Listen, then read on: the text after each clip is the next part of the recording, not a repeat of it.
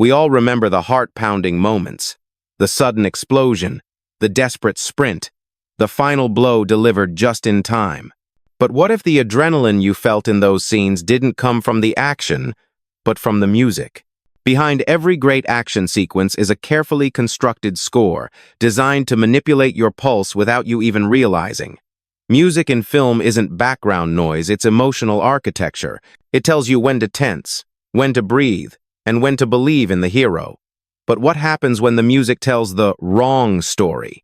During the late 80 seconds and early 90 seconds, studios became obsessed with testing everything from dialogue to runtime to the tone of a soundtrack.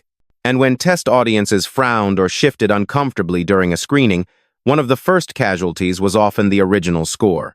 Maybe it was too moody, too experimental, too orchestral, or simply too different from what was working at the box office that year. In many cases, entire soundtracks carefully composed by skilled musicians were scrapped days before release, replaced by last-minute commissions, stock cues, or even synthesized filler slapped on top of the original edit. The result? You watch the same scenes but with none of the emotional complexity they were meant to carry. Some of these original scores have since surfaced in bootlegs or composer demos. Others were quietly buried, never acknowledged by the studios again. But all of them shared one thing. They were erased not because they didn't work, but because the room didn't know how to feel. So let's strip away the noise and dig into the silence that was forced upon these films. Here are 15 action movies whose original musical souls were quietly erased after test audiences flinched. Hasson. The Perfect Weapon, 1991. You wouldn't think a Kenpo-fueled revenge flick would spark a music war, but it did. The Perfect Weapon, released in 1991, was designed to be a slick, stylized martial arts vehicle for Jeff Speakman. Shot with tight urban grit and minimal dialogue, the original cut featured a dark, synth-heavy score that pulsed like a noir heartbeat. Composed by a little-known electronic duo, the music gave the film an almost European crime thriller vibe, slow, brooding, atmospheric. But test audiences weren't vibing. Several viewers complained the music made the action too serious, too slow, even depressing. In response, Paramount panicked. Within weeks, the studio hired another composer to overwrite the entire score with something punchier, a clubby, techno-inspired soundscape that matched the early 90 seconds MTV aesthetic. The result? Speakman's deadly discipline now felt like a workout montage. The score blared over fight scenes, erasing all tension and nuance. And while most viewers had no idea what had changed, the film's director later admitted that the music we released was not the movie we made. The original score has never been released, not even on bootlegs. Only the editor and the composer, both of whom left the project in protest, ever heard the full version. And unless someone raids Paramount's vaults, that version may be lost forever. #2. Rapid Fire, 1992. This was supposed to be Brandon Lee's breakthrough, not just as a martial artist, but as a leading man with edge. Rapid Fire hit theaters in 1992 with kinetic camera work, brutal choreography, and a politically charged storyline. Early cuts featured a moody orchestral score with subtle Asian influences reflecting Lee's inner conflict between pacifism and inherited violence. Composed by a veteran TV composer trying to make his cinematic mark, the music lent the film surprising gravitas. But test audiences wanted something else. According to studio notes, viewers found the music too contemplative, and one report claimed it dampened the adrenaline. The studio's response? Bring in rock guitars. They overhauled major sequences with amped-up industrial tracks and percussion loops, stripping out the quieter motifs entirely. Lee himself reportedly disliked the final version, saying the new score flattens everything into noise. His fight scenes remained intact, but the inner journey was muffled beneath power chords. Ironically, after Lee's tragic death in The Crow, fans began digging into his earlier films, and rumors spread about Rapid Fire's lost original score. Some claim a rough cut with the orchestral music still exists in the composer's archive, but Fox has never acknowledged it. It's possible the score that gave Rapid Fire its soul was buried before anyone outside the studio ever heard it. #3. Deadly Prey, 1987. You wouldn't expect nuance from a Rambo knockoff shot in the woods on a shoestring budget, but once, it had it. Deadly Prey, the 1987 ultra-low-budget cult action film, was meant to be little more than a survivalist fantasy, muscle, guns, and vengeance. But the original cut featured a curious choice, a score that echoed Ennio Morricone's haunting Western melodies. Soft guitars, echoing harmonicas, wide-open reverb. It gave the movie an unexpected melancholy. The score was composed by a film school grad obsessed with Once Upon a Time in the West. He convinced the director to try something bold, give Deadly Prey a tragic, mythic tone. But when producers saw the first cut, they hated it. "This isn't a Western," one exec barked. "This is war porn." The decision was swift. The original score was pulled. In its place, synth stabs, MIDI drums, and library music straight out of VHS aerobics tapes. The emotional irony vanished overnight. To this day, the only known copy of the original soundtrack exists on a VHS screener mistakenly sent to a video store in Kentucky. A rip of that tape surfaced briefly on a forum in the early 2000s before being removed. It's now considered one of the holy grails of lost B-movie soundtracks. Sa, Joshua Tree, 1993. On paper, Joshua Tree had everything. Dolph Lundgren, desert shootouts, and a revenge plot soaked in neo-noir cool. But what it didn't have, at least in its final release, was its original, brooding score. Directed by Vic Armstrong and released internationally as Army of One, the film was originally cut with a soundtrack that leaned heavily into ambient synth and minimalist piano. The music underscored the emptiness of the desert and the isolation of Lundgren's wronged protagonist. It was more Drive Than Die Hard, deliberately cold, even mournful. But then came the test screenings in North America. Distributors felt the tone was too European and emotionally confusing. One executive reportedly said, "It doesn't sell guns, it sells grief." Within days, the score was gutted and replaced with a louder, more percussive action template designed to make the film feel faster, hotter, and more American. The irony? The original composer had already won a minor award for the initial cut at a European genre festival. That version, complete with the haunting score, was never released outside of a few limited markets. Today, Joshua Tree exists in at least two distinct musical forms, but only one is available to the public, and it's not the one with a soul. Ooh. McBain. 1991. McBain is chaos wrapped in a flak jacket, Christopher Walken leading a paramilitary team into Colombia to avenge a friend. It should have been glorious pulp, and maybe it was, once before the music changed everything. The original score was composed by a war film veteran who approached McBain with unexpected gravity. His orchestral work was sweeping, dissonant, and unsettling, drawing comparisons to Platoon or Casualties of War. It gave Walken's vengeance a tragic undertone, as if the film knew it was more about failure than heroism. But the studio didn't want tragedy. They wanted testosterone. After early screenings yielded tepid reactions, the producers panicked. The original score was pulled and replaced with a hybrid of synth metal and TV-style cues. The emotional ambiguity vanished, replaced by empty bombast. The composer, in protest, had his name removed from the credits. His original tapes were locked away. Rumors persist that the orchestral cut still exists, shelved under a working title reel marked Opus Version. In the end, McBain wasn't remembered for its bold score or its lost one, but for being the kind of film that almost had something to say until it was told to shut up. #6. The Big Hit, 1998. This one didn't just change its score, it changed its entire identity. The Big Hit, a bizarre 1998 action comedy hybrid starring Mark Wahlberg and Lou Diamond Phillips, began as a much darker film. Early cuts leaned into the absurdity with a cool, detached tone. The music, composed by an avant-garde electronic artist, was minimalist, rhythmic, and often unsettling. Think Run Lola Run meets American Psycho. Test audiences, however, didn't get it. The jokes fell flat.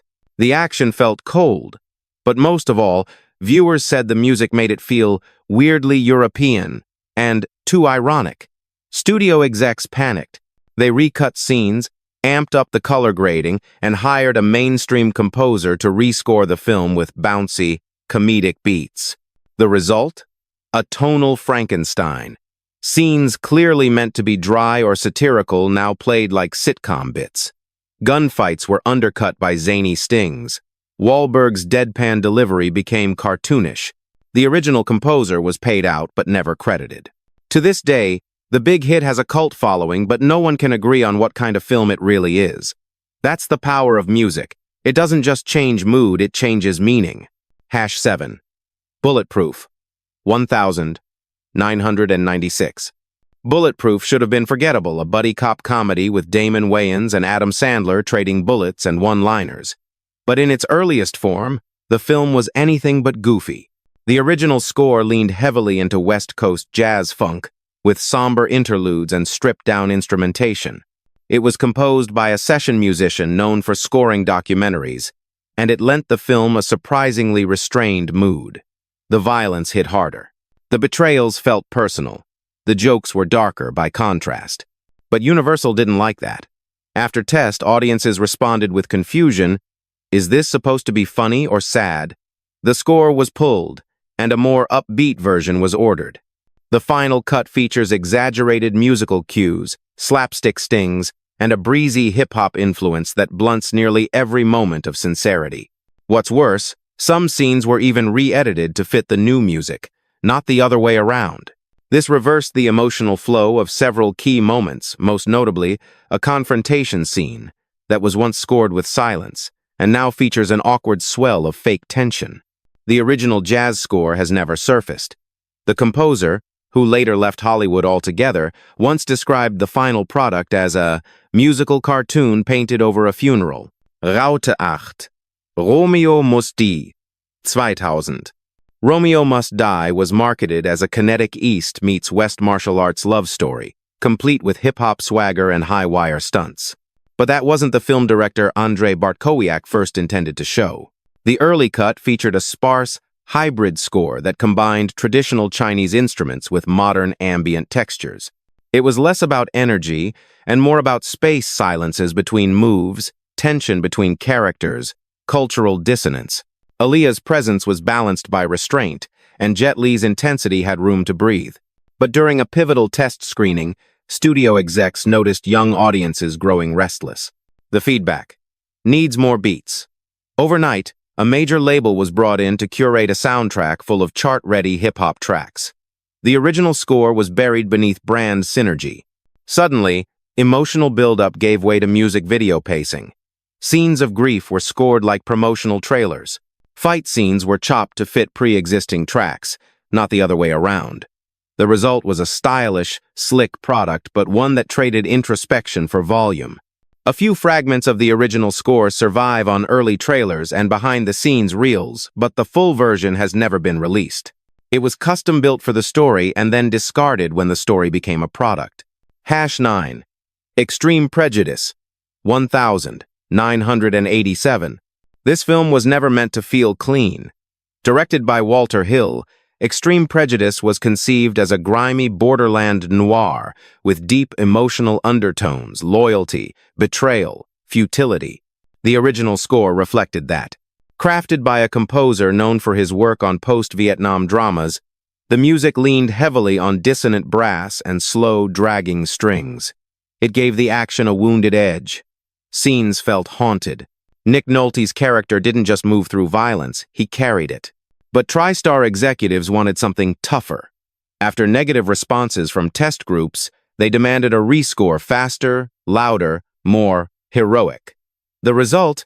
A full re-recording with pounding percussion and dramatic swells that undercut the film's nihilism.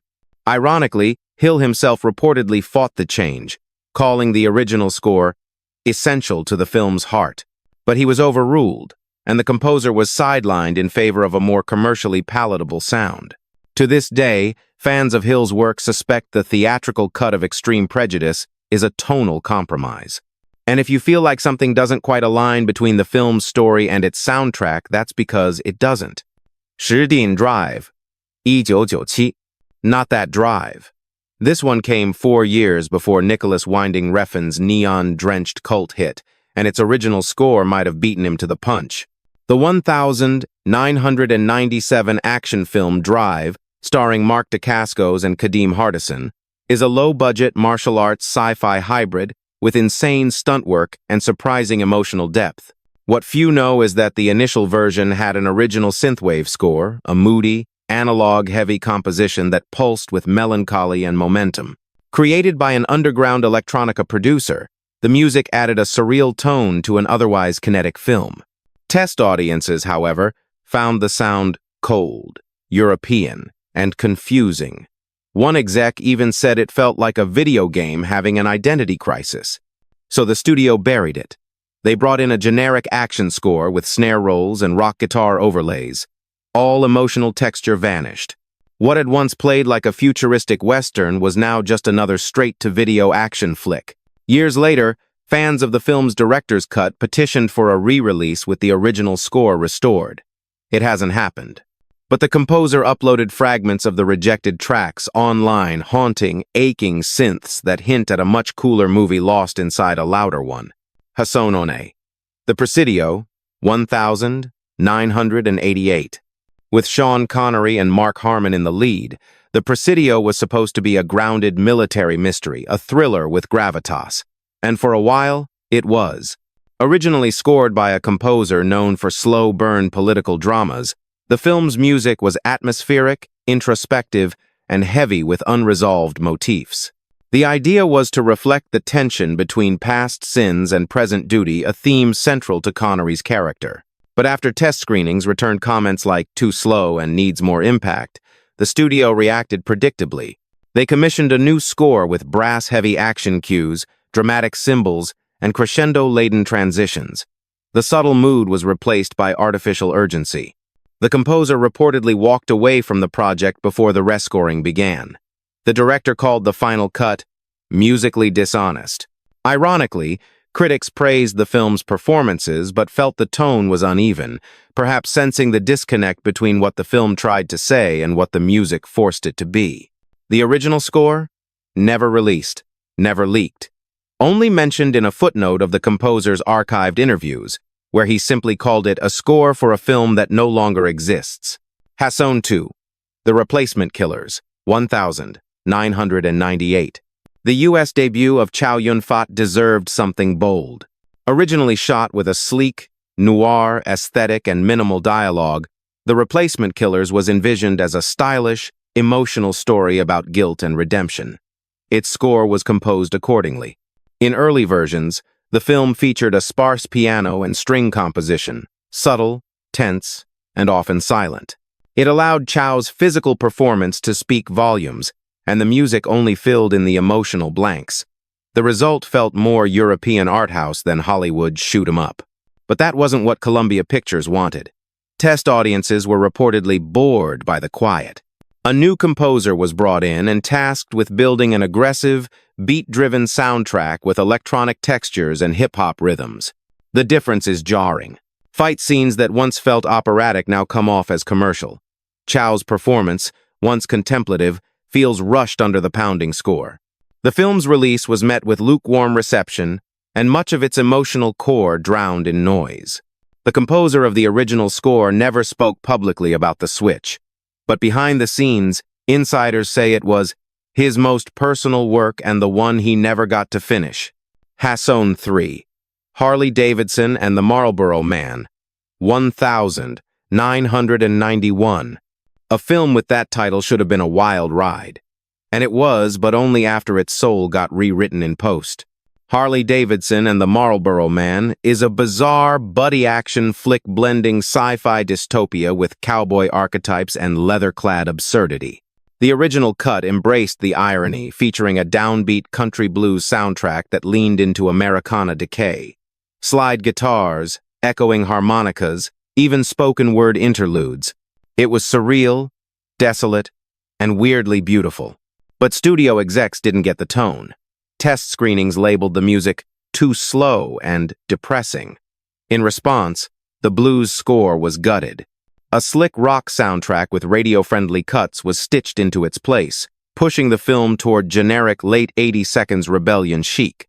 The new music didn't fit the characters. It didn't deepen the absurdity. It flattened it. Critics called the film tonally confused, without knowing that the original tone had been surgically removed weeks before release. Bootleg recordings of the initial score were said to circulate among collectors, but no full release ever surfaced. In a film about selling out and dying for nothing, it's painfully appropriate that even the music got sold out. Hassan 4. Fair Game. 1995. Cindy Crawford as a Miami lawyer hunted by the KGB. You already know the odds were stacked. But the original score tried to tilt things in the film's favor. Fair Game was meant to be darker, more paranoid thriller than glamorous chase movie. The first score reflected that, an atmospheric, synth-heavy blend of tension, dread, and silence. It was moody, slow-burning, and intentionally restrained to highlight the isolation of the lead characters. But preview audiences laughed. Some mistook the lack of bombast for incompetence. Producers panicked, hired a different composer, and ordered a full rescore to make the action pop. What followed was a loud, fast, forgettable soundtrack that erased every ounce of subtlety. Ironically, the movie still bombed. The loudness didn't help. The original composer later said, "We built something fragile. They brought in someone to smash it with cymbals." Parts of the old score were heard in early European trailers, but no official release exists. The music, like the film's ambition, was buried beneath explosions. Hassan 5. Romeo is Bleeding. 1993. This wasn't an action film in the traditional sense, but it bled noir, violence, and operatic tension with a cast that crackled. And its music was once its sharpest knife. Romeo is Bleeding starred Gary Oldman as a corrupt cop spiraling into chaos. The original score, by a classical composer known for psychological thrillers, was minimalist, jagged, and confrontational. It pulsed beneath the surface, amplifying Oldman's unraveling mind. But test audiences found it unpleasant, even confusing. The studio responded by asking for something sexier music that told viewers how to feel instead of how to question. Cue a jazz-influenced lounge score, sax-heavy and seductively misplaced. The result, emotional dissonance that critics couldn't quite name. The film had all the right ingredients but felt off, like it was winking at something it didn't understand. The original score was partially restored in European DVD releases, but never fully. In interviews, the director called the replacement a betrayal of the character's madness. Bonus film, Shadow Company. Unreleased, 1989. This one never made it to theaters, and maybe that's why its music haunts the fringes of Hollywood lore. Shadow Company was a supernatural military thriller written by Shane Black and Fred Decker, intended as a gritty post-Predator exploration of undead soldiers returning from Vietnam. The film was greenlit, partially shot, and even scored before being shelved indefinitely. But that score? It was finished. And it was terrifying. Composed by an experimental sound designer from the avant-garde music scene, the original soundtrack reportedly blended distorted field recordings, tape loops, and deconstructed war marches. It was said to sound like trauma incarnate, an ambient nightmare stretching across jungle, fire, and guilt. Test audiences, during private previews of rough edits, were reportedly disturbed, not by the violence but by the music. One viewer described it as unholy. Another said, "I felt like I was listening to something I shouldn't hear." Executives pulled the plug weeks later. Officially, the film was too difficult to market. Unofficially, insiders claimed the score made the studio nervous. It went beyond eerie. It felt dangerous. The master tapes were never released. A bootleg of a single track titled Echoes of Firebase Alpha surfaced briefly in the early 2000s on an obscure horror forum before vanishing. Some believe the score was intentionally erased. Others think it still exists buried in a vault, alongside a film that dared to let its music lead the madness. They say music is invisible, but in film, it's the one thing you feel before you even know why. These 15 movies were reshaped, diluted, or disarmed, not by editing, but by silence that replaced what was once there. So now it's your turn. Have you ever watched an action scene and felt wrong? Like something powerful was missing, but you couldn't quite name it? Tell us, which film do you think lost its soul when the music changed? And more importantly, what else are we watching today that isn't what it was meant to be?